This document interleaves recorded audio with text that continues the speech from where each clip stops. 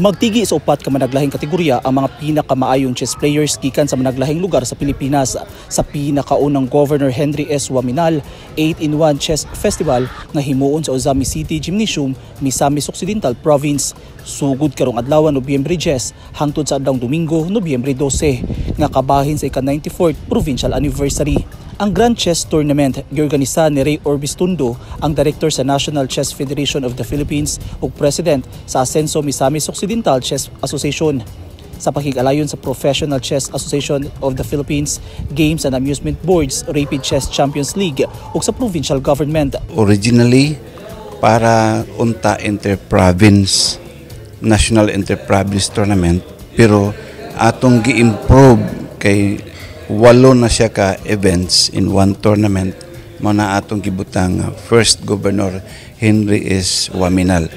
Very unique kay kanang 8 ka events na paigo gyud nato sa 3 ka adlaw or 2.5 days na makover ang daghan tournaments o daghan categories. Ang himuon nga simultaneous exhibition match gitambungan ni Asia's first ever chess grandmaster Eugene Torre ug ubang nag-champion sa national ug international chess competition.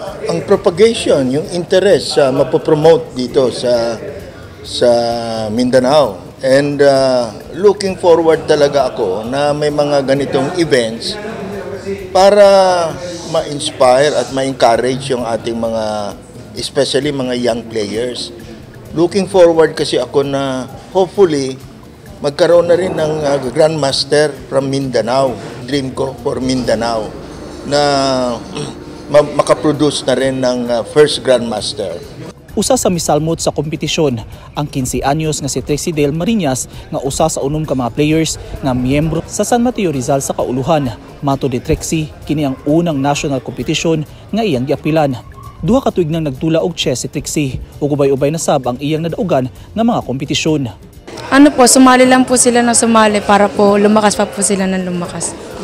Tumong sa provincial government sa pagpahigayon sa chess event na mapakuskan ng sports development program sa probinsya sa pagsuporta sa mga aspiring atletang Filipino hilabi na sa mga misamisnon. Gipasalig ni Governor Waminal na magpadayon ng mga programa sa provincial government alang sa kabataan aron mahimong produktibong lungsuranon. Gilauman nga nasa 400 hangtod 500 ka mga chess players ang magtigi sa kompetisyon na sagad gikan sa Visayas ug Mindanao. 500,000 pesos ang grand prize sa kompetisyon. Gikan dinhi sa Misamis Occidental, Eugene Hinutan, Newsline Philippines. Stay safe.